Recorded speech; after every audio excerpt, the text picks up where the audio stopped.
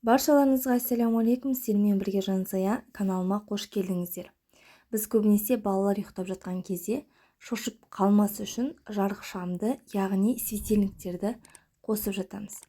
Бұның баланың денсаулығына қаншалықты зиян екендігін бүгінгі видеода айтатын боламын, сондықтан да менімен бірге болыңыздар.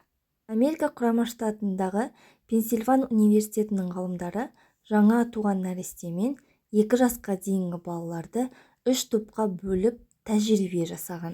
Бірінші топтағы балалар жарықпен ұйықтаған. Екінші топтағы балалар шаммен ұйықтаған, яғни стөлдің үстіне қойылатын шамдар, светильниктермен. Үшіншісі ешқандай жарықсыз тас қараңғыда ұйықтаған. Нәтижесінде жарықпен ұйықтаған бірінші топтағы балалардың көру мөлшері 55%-ға төмендеп кеткен. Екінші топтағы шаммен ұйықтаған балалардың көру мөлшері 34%-ға нашарлаған. Үшінші тас қараңғыда ұйықтаған балалардан ешқандай ақаулар байқалмаған екен.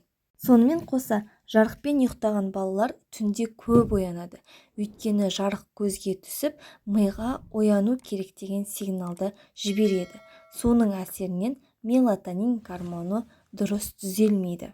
Ал мелатониннің жетіспеушілігінен адамның қартаюы тез жүреді, дене салмағының реттелуі бұзылады, ал бұл семіздікке әкеледі. Осыған орай мелатонин гормоны пайдасына тоқтала кетейін. Жалпы мелатонин гормонын ұзақ өмір сүру гормоны деп те атап жатады.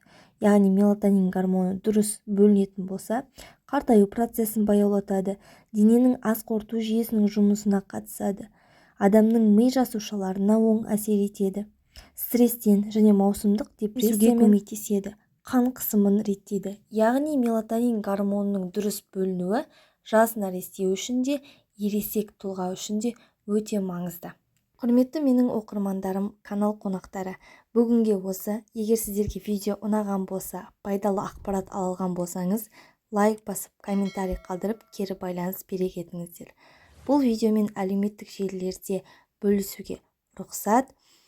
Видеоны соңына дейін көргеніңіз үшін көптен көп рахметімді айтамын. Келесі видеоларда кездескенше сау болыңыздар.